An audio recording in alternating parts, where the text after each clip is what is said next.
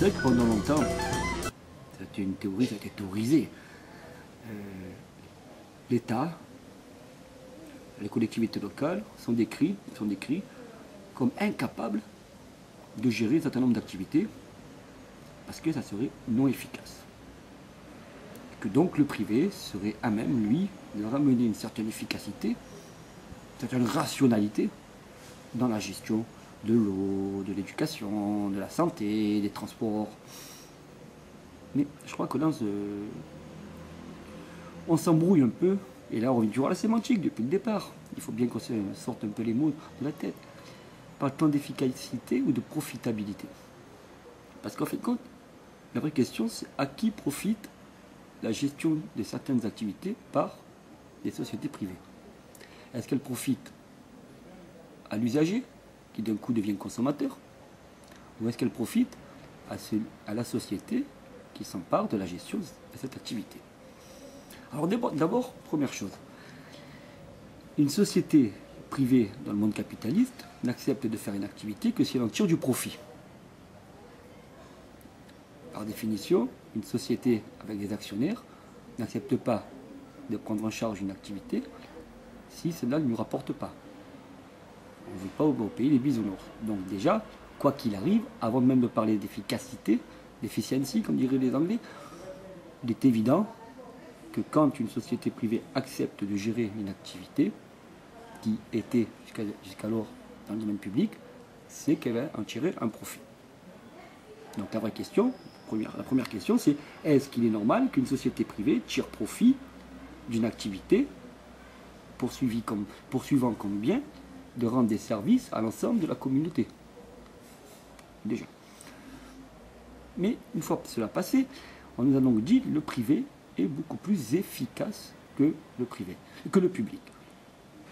On nous l'a vendu dans les années 97, 95, 96, 97. On a privatisé un certain nombre d'entreprises, France Télécom, le début de la privatisation de la Poste. Est-ce que cela marche mieux? Est-ce que cela est plus efficace? Il est un fait que non. Non, soyons honnêtes. Ça ne marche pas mieux.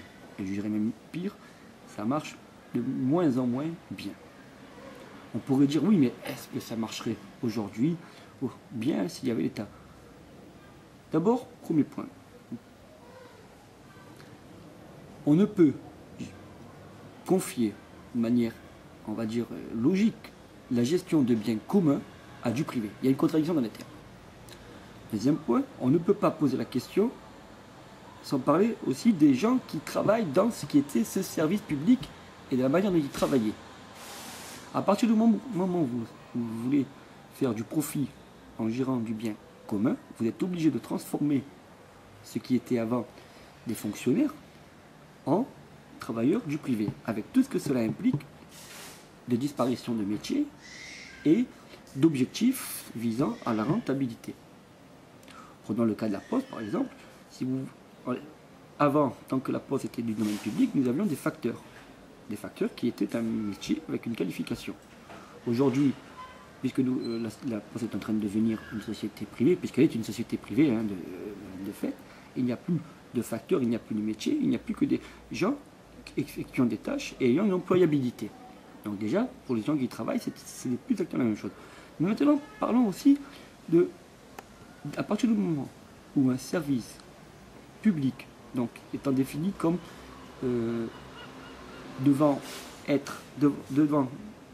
au moins donner accès de manière égale à tous les citoyens à ce service et privatisé, il est évident qu'il ne pourra pas remplir ce rôle, à moins que l'État fasse une compensation. Alors j'aimerais bien qu'on regarde de près combien ça coûte à l'arrivée, la compensation de l'État, plus le service non rendu, et est-ce que le service est rendu d'ailleurs.